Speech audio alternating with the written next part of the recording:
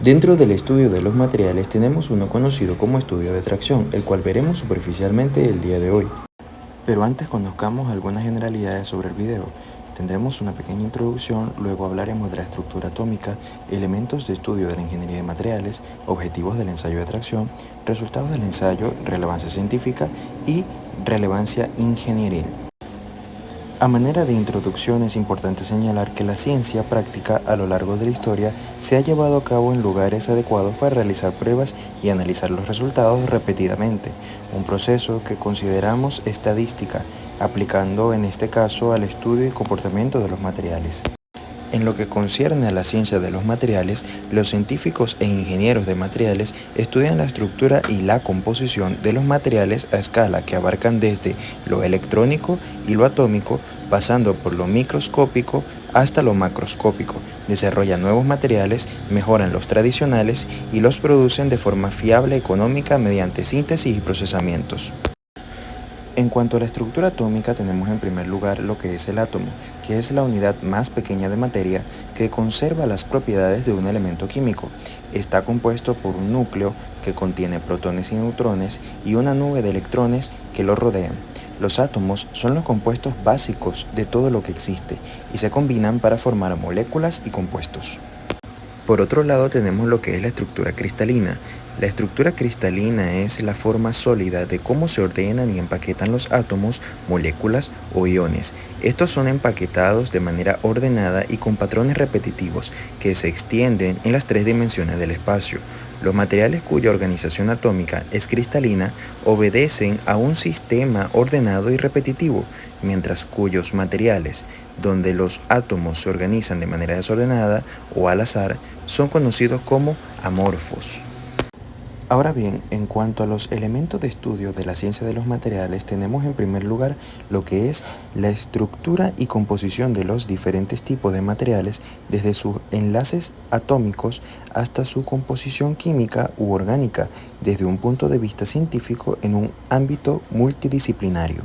En segundo lugar, se estudian las propiedades de los materiales, desde el análisis cuantitativo y cualitativo del comportamiento físico como la resistencia a la tracción, a la flexión, a la compresión, su dureza, conductividad, temperancia, la fatiga, entre otros. En tercer lugar tenemos la síntesis y el procesamiento de materiales que cumplan con las necesidades de la industria, así como en el desarrollo de nuevos materiales capaces de satisfacer y resolver problemas que se puedan generar a la par del avance tecnológico.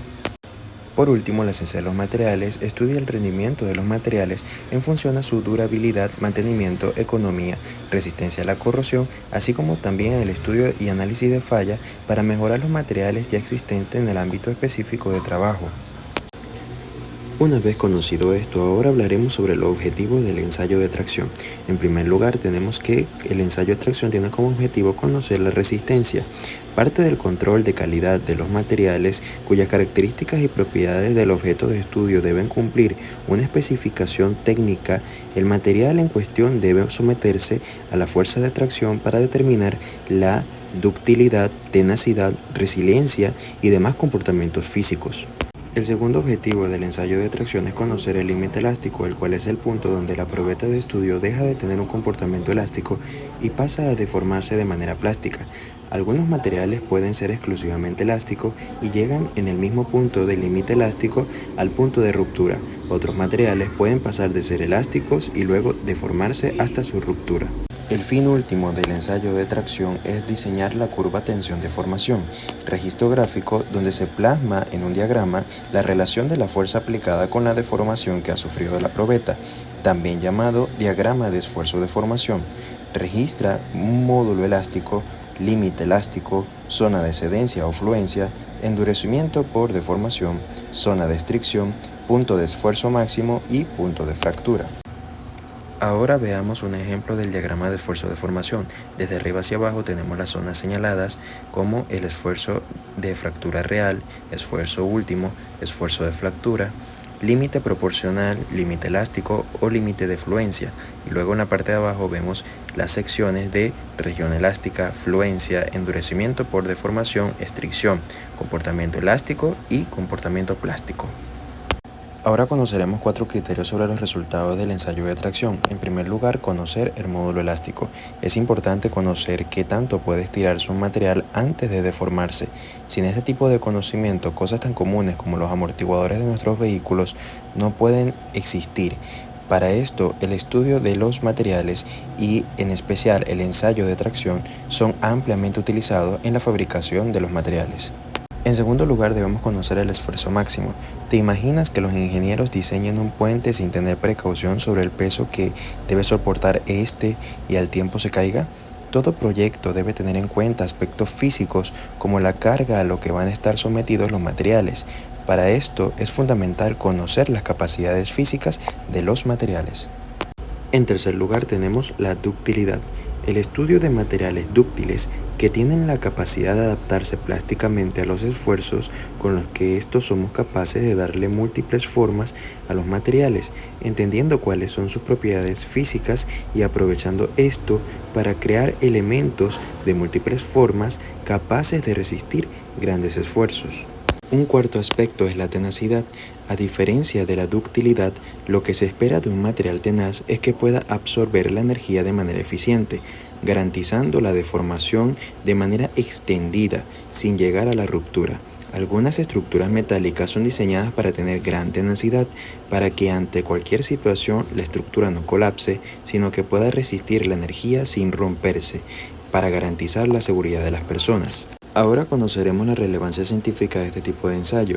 Dentro del área de estudio de la ingeniería o de la ciencia de los materiales es común la investigación sobre las propiedades de los materiales desde el punto de vista físico y químico.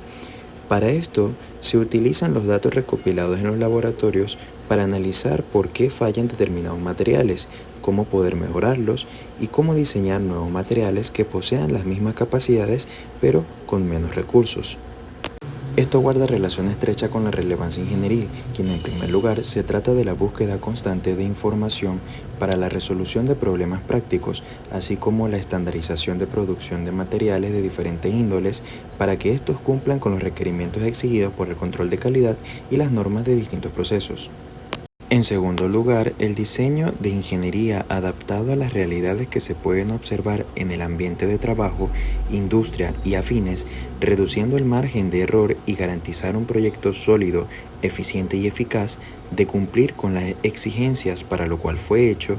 Es importante recordar que todo proyecto de ingeniería se debe realizar desde dos puntos de vista, desde las necesidades existentes en un marco de desarrollo o desde el punto de vista de los materiales disponibles para la obra en cuestión, presupuesto y demás elementos necesarios para llevar a cabo el proyecto. Muy bien, esto ha sido todo el tema. Si deseas que profundice un poco más acerca del estudio de tracción de los materiales, házmelo saber en la caja de comentarios. Te invito a seguirme en mis redes sociales y me apoyarías mucho si compartes este video a las demás personas. Por lo demás, muchas gracias. Hasta luego.